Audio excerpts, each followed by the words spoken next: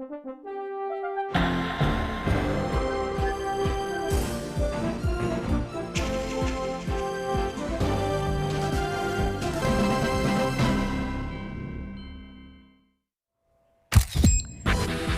주 방한하는 트럼프 미국 대통령이 백악관 출입 기자들과 만나 김정은 위원장과의 친서에서 3차 북미 회담 언급 가능성을 시사했습니다.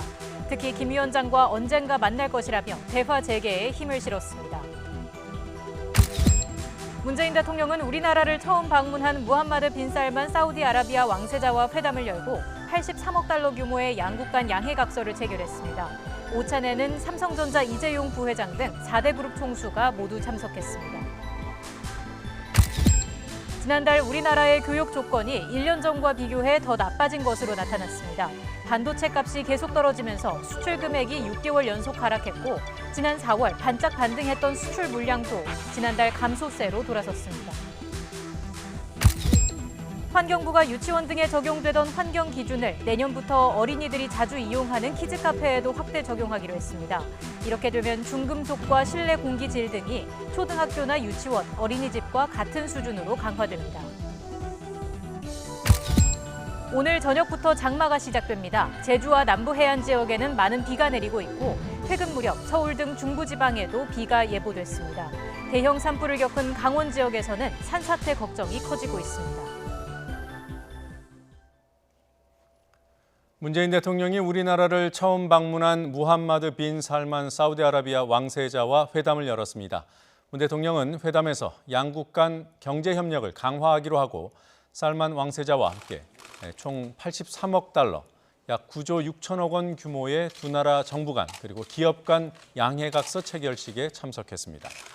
이번에 체결된 양해각서는 친환경 자동차와 수소경제 분야의 정부 간 협력을 강화하는 내용이 담겼습니다.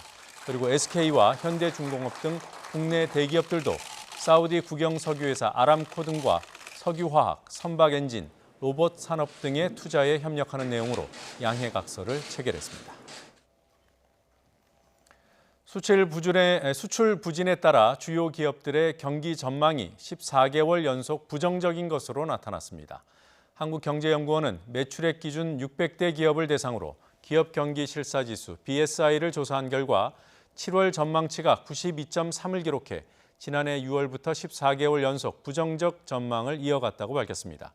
BSI 전망치가 기준선 100을 넘으면 경기를 긍정적으로 내다보는 기업이 더 많다는 뜻이고 100을 밑돌면 그 반대입니다. 어린이들이 이용하는 키즈 카페의 환경 기준이 유치원, 어린이집과 같은 수준으로 강화됩니다. 환경부는 초등학교, 유치원, 어린이집 등 5개 어린이 활동 공간에만 적용하던 환경 안전관리 기준을 키즈 카페로까지 확대하는 내용의 환경보건법 시행령 개정안을 내일부터 40일간 입법 예고한다고 밝혔습니다. 개정안이 시행되는 내년부터 키즈 카페의 관리자나 소유자는 시설에 녹이 슬거나 도료가 벗겨지지 않게 관리해야 하고 중금속과 실내 공기질을 환경 기준 이내로 관리해야 합니다. 국내에서 소비되는 연어의 대부분이 대서양에서 잡힙니다.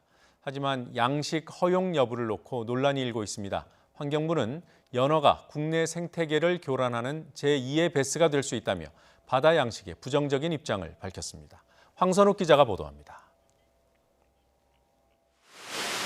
국내에서 양식된 대서양 연어입니다. 구화한 지 3년이 채 되지 않았는데 벌써 무게가 6kg이나 나갑니다. 대서양 연어는 국내 수입 연어의 80%를 차지해 대량 양식이 허용될 경우 큰 수입 대체 효과가 기대됩니다.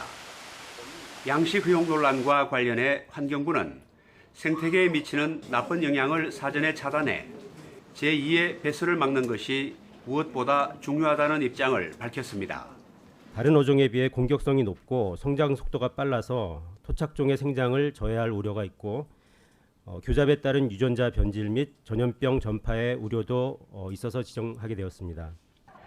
연구나 양식 목적의 수입 신청이 가능하지만 양식장 유출 우려 때문에 바다 양식 자체에는 부정적입니다. 또 양식 기술도 육상 수조에서 수정란을 치어로 키우는 것으로 실제 바닷물 양식에 성공한 것은 아니라고 설명했습니다. 양식 기술을 개발한 강원도와 양식업계는 당연히 반발합니다. 특히 작년 한 해 수입된 연어가 3만 8천 톤, 4천억 원에 이르는데 경제적 측면을 도외시했다고 비판합니다. 금방 지금 연어 소비가 늘어납니다. 왜 빨리 산업을 일으켜서 우리나라 국가 예산 4천억을 낭비하게 왜 환경부가 만드냐 이거예요. 대서양 연어 양식이 당장은 어렵지만 양식 산업 육성이냐 생태 환경이냐 하는 논란이 재점화할 가능성은 여전히 남아 있습니다. YTN 황순욱입니다. 일제 강제동원 피해자들이 전범을 상대로 낸 손해배상 소송에서 다시 한번 승소했습니다. 서울고등법원은 광모 씨 등 7명이 신일 철주금에서 이름을 바꾼 일본 제철을 상대로 낸 손해배상 청구 소송 항소심에서 원심과 같이 일본 제철이 피해자 한 사람당 1억 원씩 배상하라고 판결했습니다. 다만 소송을 제기한 원고 7명은 항소심 판결이 나오기까지 6년이 흐르면서 모두 세상을 떠나 법률 대리인이 대신 승소 소식을 유족 측에 전달했습니다. 유족 측 법률 대리인은 선고 직후 기자회견을 열고 지난 2012년 5월 일본 측의 배상 책임을 인정하는 대법원 판결이 나온 뒤에도 재판이 지연된 것은 양승태 사법부의 책임이라고 지적했습니다.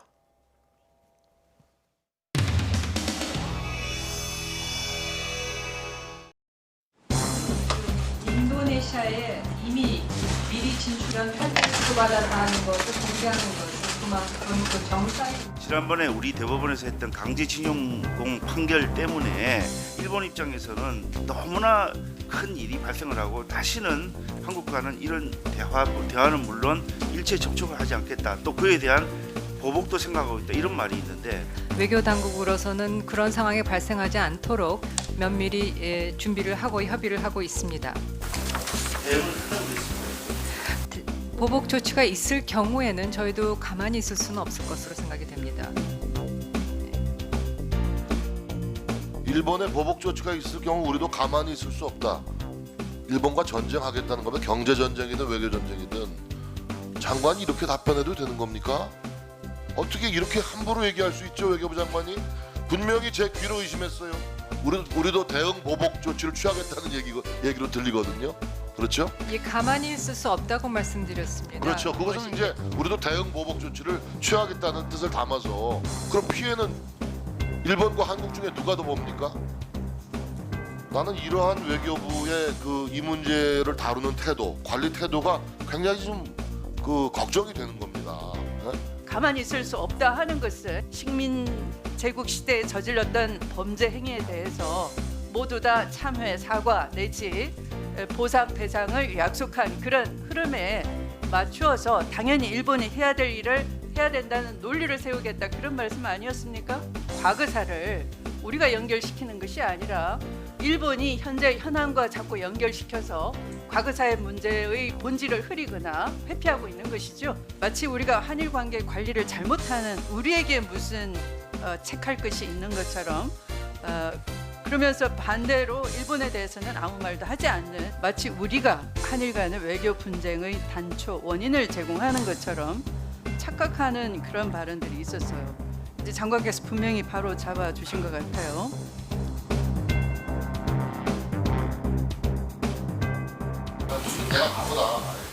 장관, 국무장관 답변 드려요. 예, 알겠습니다.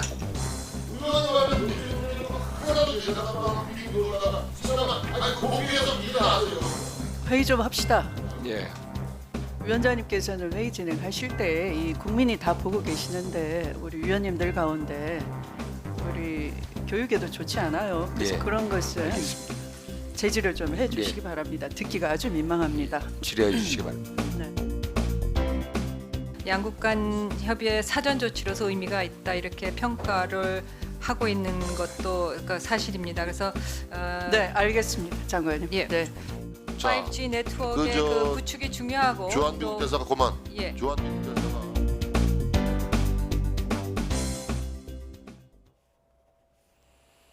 네, 정부가 친일파 이해승의 재산을 환수하기 위해 민사소송을 냈지만 항소심에서도 사실상 패소했습니다.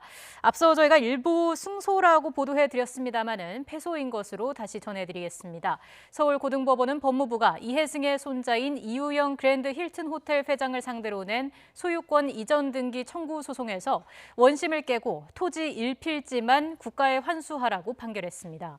국가에 환수하게 된 토지 1필지는 소송 대상이 됐던 땅 가운데 극히 일부로 충북 괴산군에 있는 수로 4제곱미터만 포함된 것으로 전해졌고 나머지 토지에 대해서는 사실상 원심과 같은 판단을 내렸습니다.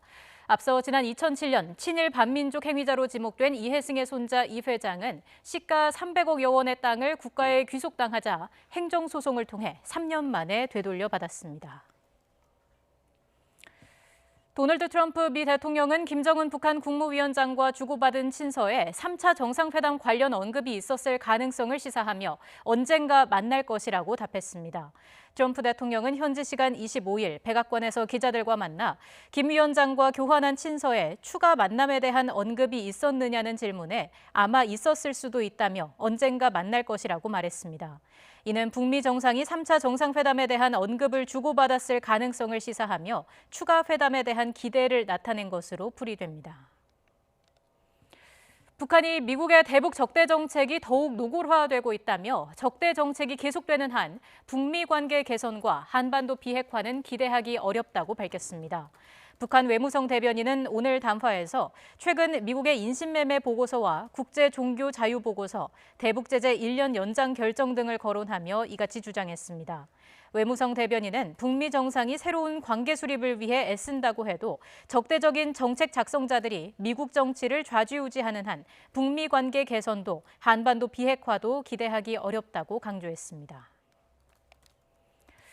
헝가리 부다페스트에서 유람선 허블레아니호 침몰 참사가 발생한 지 29일째입니다. 현지 시간 25일 소방청 소속 수색요원 12명이 부다페스트 공항에 새로 도착했습니다. 정부 합동 신속 대응팀은 최근 현지 기온이 섭씨 35도까지 치솟는 등 폭염이 이어지고 있고 실종자 수색을 위한 여건도 갈수록 어려워지고 있다고 말했습니다. 한국과 헝가리 수색팀은 수상 수색과 함께 전날부터 사고 지점에서 40에서 70km 떨어진 지역에서 육상 수색을 병행하고 있습니다. 지난달 29일 부다페스트 다뉴브강에서 한국인 관광객 33명이 탄 유람선 허블레아니호가 침몰하면서 구조된 7명을 제외하고 현재까지 23명이 숨진 것으로 확인됐습니다. 3명은 아직도 실종 상태로 지난 22일 수습돼 DNA 감식 중인 시신이 실종자로 확인되면 실종자는 2명이 됩니다. 현재 부다페스트 현지에는 실종자 가족 10여 명이 남아 있습니다. 강을 헤엄쳐 미국으로 건너가려다가 함께 숨진 중남미 이민자 아버지와 어린 딸의 모습이 공개돼 충격을 주고 있습니다. 시리아 난민의 위기를 단적으로 보여준 3살 꼬마 크루디의 사진처럼 미국과 멕시코 국경에서 벌어지고 있는 비극을 고스란히 드러냈습니다. 박철원 기자가 보도합니다. 20대 남성과 아기가 강가에서 머리를 땅에 묻고 나란히 엎드려 숨져 있습니다. 비극의 주인공은 엘살바도르 출신의 25살 오스카르 라미레스와 그의 23개월 된 딸 발레리아입니다. 4월 초 엘살바도르를 떠난 이들 가족은 지난 23일 미국과 멕시코의 국경 지역인 리오그란데 강가에 도착했습니다. 먼저 딸 발레리아를 안고 강을 건넌 아빠가 건너편에 있는 아내를 데리러 다시 헤엄치기 시작했을 때 멀어지는 아빠를 본 어린 딸이 아빠를 부르며 다시 강으로 뛰어들었습니다. 놀란 아빠는 얼른 돌아와 딸을 붙들고 자신의 옷 속에 넣고 단단히 고정했지만 급물살은 이내 이들 부녀를 휩쓸어 갔습니다. 맞은편에서 이 장면을 지켜봐야 했던 아내이자 엄마는 눈물과 비명으로 당시 순간을 진술했다고 현지 경찰이 밝혔습니다. 급류 때문에 아무도 찾지 않는 곳이었지만 곧 잡힐 수 있다는 불안감이 이들 가족을 사지로 몰아넣었던 것으로 보입니다. Entonces no es una zona en donde las personas escojan para cruzar porque saben que son fácilmente capturables, ¿no? Sin embargo, en el entendido que Oscar y su familia iban llegando y que desconocían esta circunstancia, fue que tratan de cruzar en su desesperación. 부녀의 시신은 이튿날 아침 휩쓸려간 곳에서 수백 미터 떨어진 지역에서 발견됐습니다. 여전히 아빠 목에 팔을 감은 어린 딸의 모습은 마지막 순간까지 아빠를 놓치지 않으려 했음을 보여줬습니다. 한 이민자 인권운동가는 이 사진 한 장이 미국 입국자 수를 제한하는 트럼프 정권의 정책이 얼마나 위험한지를 그대로 보여준다고 지적했습니다. YTN 박철원입니다.